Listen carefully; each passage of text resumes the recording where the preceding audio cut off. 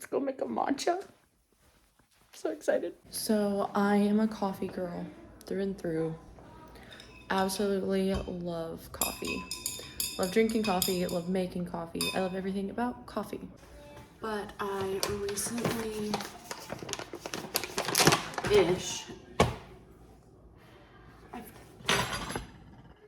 I've spilled the matcha. Oops. I've recently discovered that I love matcha, and I'm still learning how to make it, and I honestly don't even have the proper tools. If you've ever seen matcha made, it's like this wood looking whisk thing. I don't have that yet. I need to get it. At first I didn't like it, and then I tried a friend's and I was like, actually this is kind of good, and I kept trying it and kept loving it. So I started making my own and I'm really enjoying it. And then I discovered that it's all the health benefits from it, and I'm not even gonna try to explain it because I don't understand it and I'm kind of forget all of the facts, but basically it's just really good for you. And so I'm gonna drink matcha. This is the matcha I'm using right now. I'm not sure if I love it. Matcha DNA.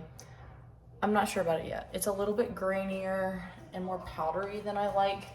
I can kind of taste it in my matcha or in the drink, but I'm learning. So I'm gonna make this and then we're gonna go do a wrap up.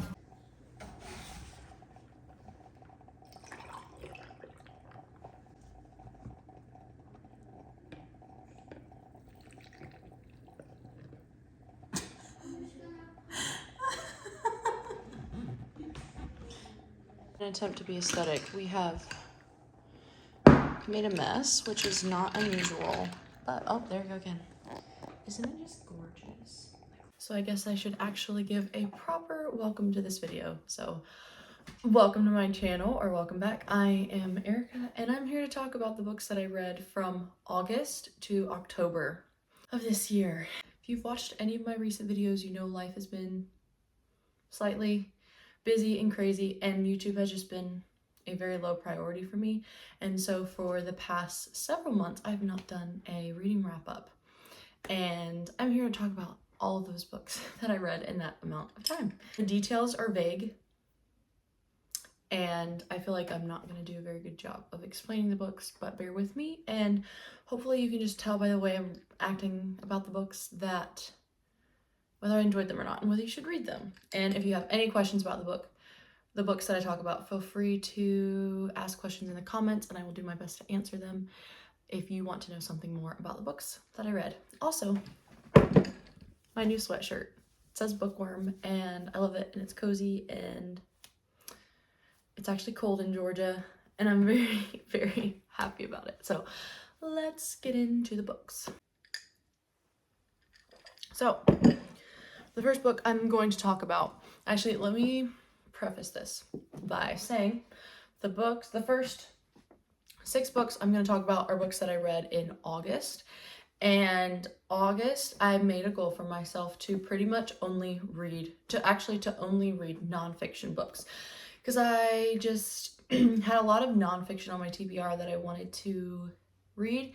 And with fiction, I just wasn't getting to it as much because I just wasn't quite as interested. And so I put August aside as the month of nonfiction. But the first book is a fiction book because I had started it in July and I was like, I'm just gonna finish that into August. And that is A Match Made in Texas. This is a combination, or this is a novella collection by Karen Whittemire, Mary Connealy, I think is how you say your name, Regina Jennings, and Carol Cox.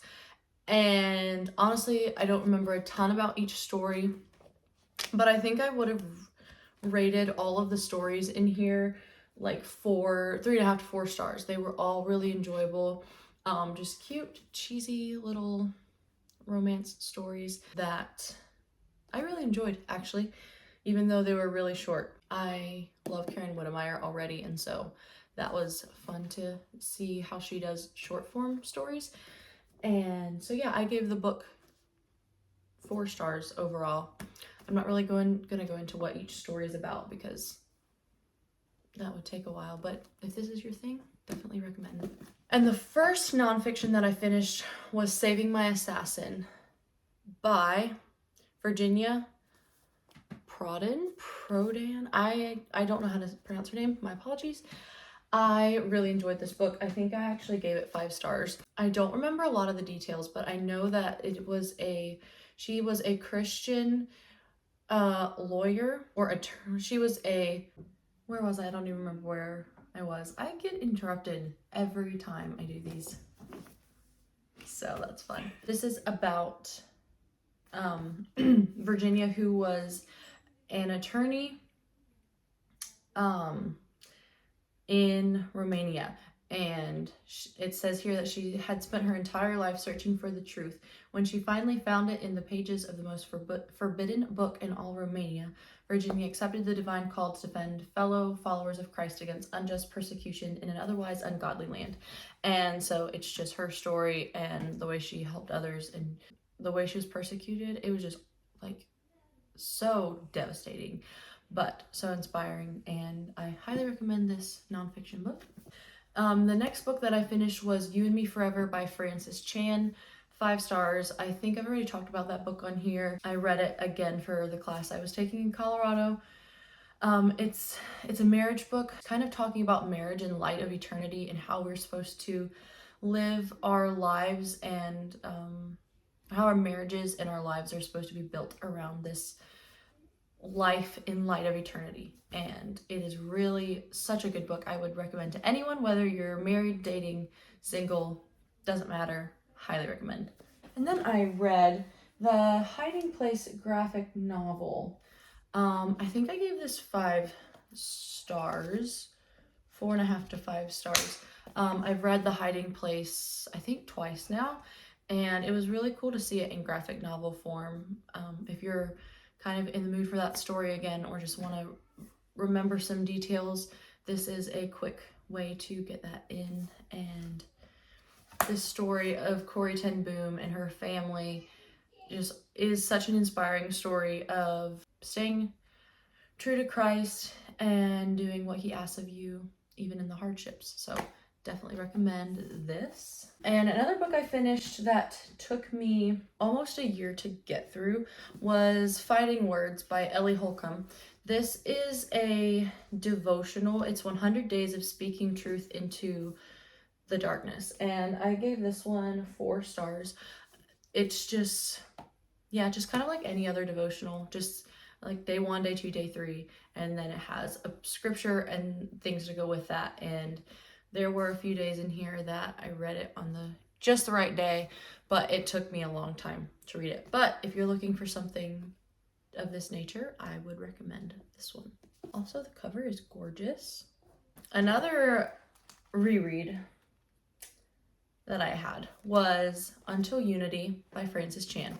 I read this again for the class I took in Colorado, and so I think I've talked about it on my channel before, but I love this book so much. 5 stars. It just is looking at unity the way unity in the church is supposed to be, and biblical unity, and what does that look like for us in the church.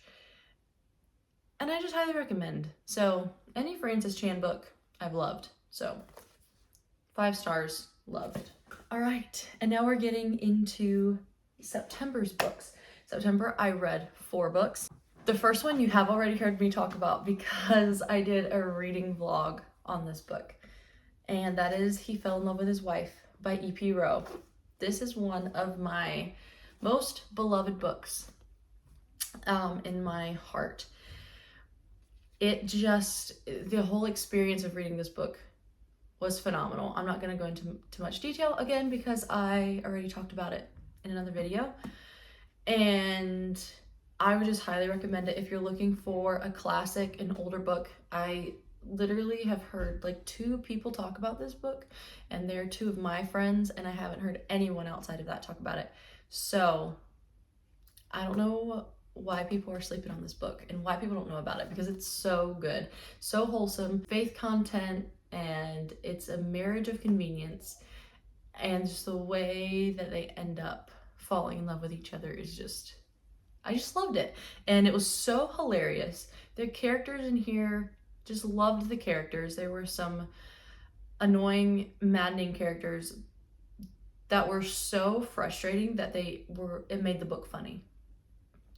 That's all I'm gonna say. Love it, read it. It's like 6 stars or something. And then I read Between the Sound and Sea by Amanda Cox.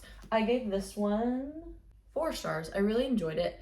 It's about a girl who is kind of shunned in her hometown because of something that happened with her dad, and she's looking for a new opportunity, and she takes a position on an island. Yeah, she takes a position in North Carolina on an island to restore a lighthouse. And along the way, she meets the people involved in this lighthouse and secrets that are there.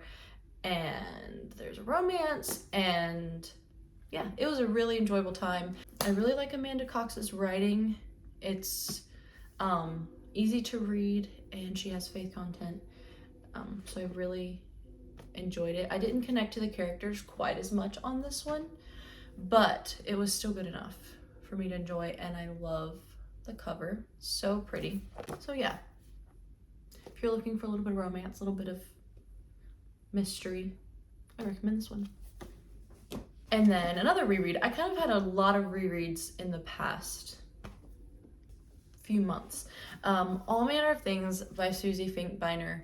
This is one of my favorite books. I just love it so much. It is historical fiction. It is set in the 60s. It is following a girl whose brother goes to enlist in the Vietnam War, and it's kind of just like, it's kind of their life. Like, the plot is not that huge. There's not this big plot point, but it's just a lot of emotional depth and faith, and you just get attached to these characters and all of the heartbreaking things that happen, and you might cry. So just a warning, but highly, highly, highly recommend. I think I have this on my 6-star book list as well. So love this one. We're just gonna make a stack back here.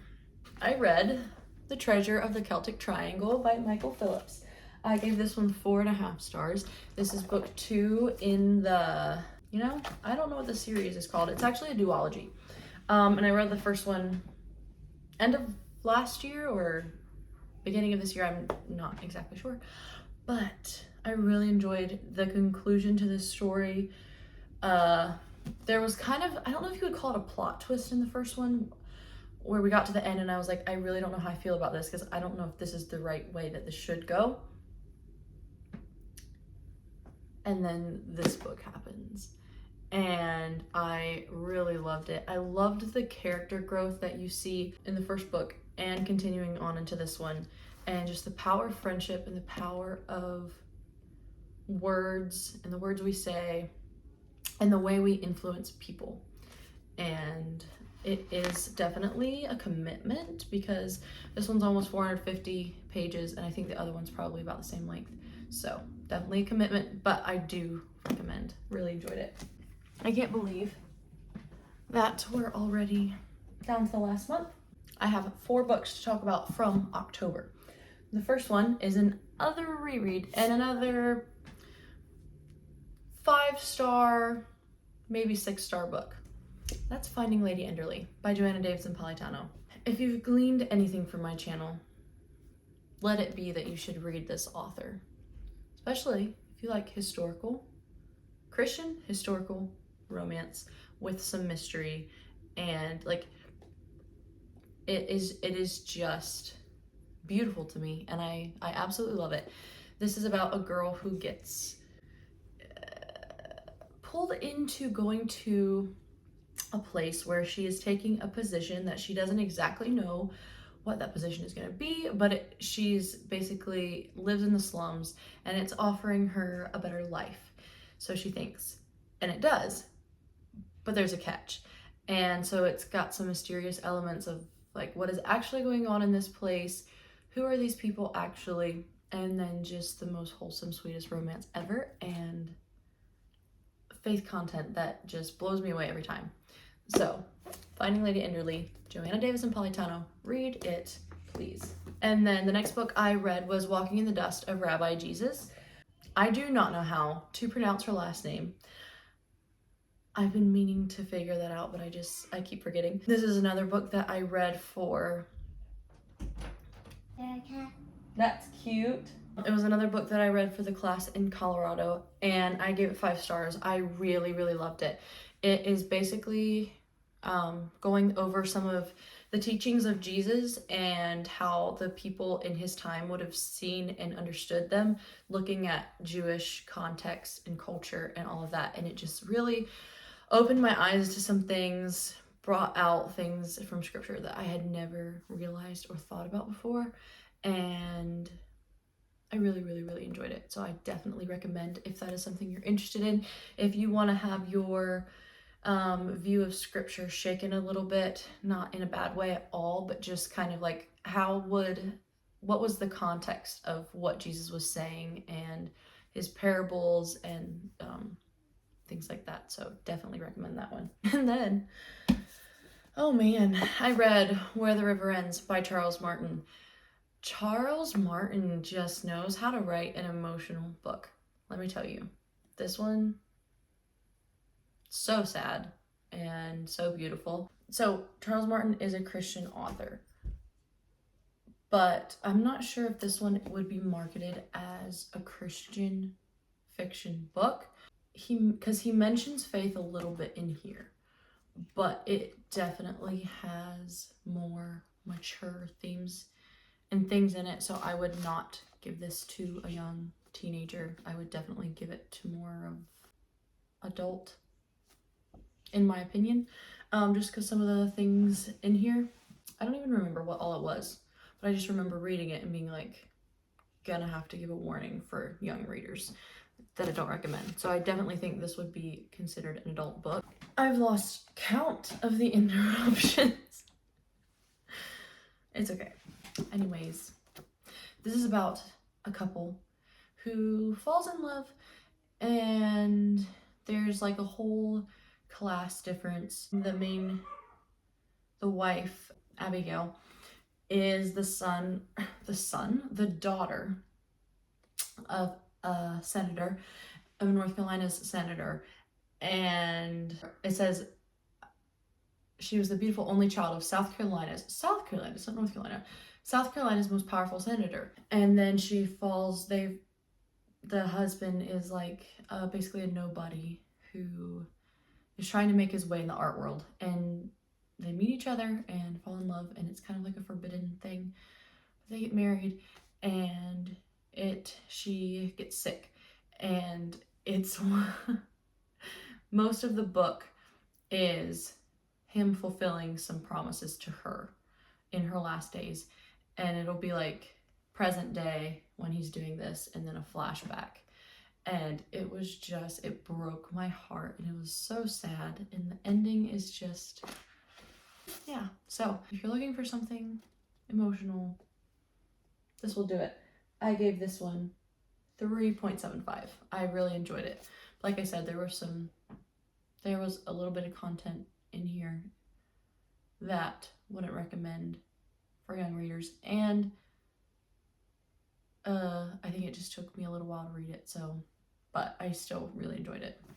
And the last book is a nonfiction book I read, Outdated, by J.P. Pokluda. Pokluda? I love last names. I really enjoyed this. It was a super short read. It felt a little bit, well, the subtitle is Find Love That Lasts When Dating Has Changed. And it was a lot of things that I already knew, and so I don't know that I learned a ton. It was some good reminders about even beyond dating. I'm not dating currently, but he was also talking about like things before dating and all of that. And there were some good reminders and just even things that I could apply to life outside of relationships. But especially for young readers, before you're dating, I would recommend this, and I thought it was really good, really well done. I like his writing, he's funny, He had some humor, but he also seems to know what he's talking about.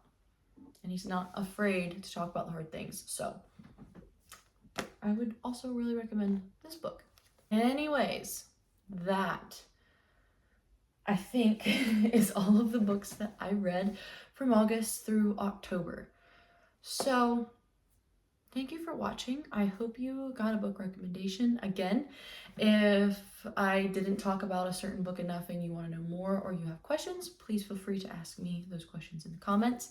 And hopefully soon I will share my November wrap up, because it is almost the end of November, which is crazy, and I have some good books to talk about for November. So I'm really excited about that. Thank you for sticking around, and I will hopefully talk to you in a video soon. Bye. Also, go make a matcha or buy one. Doesn't matter. But make it, because it's a lot healthier at home.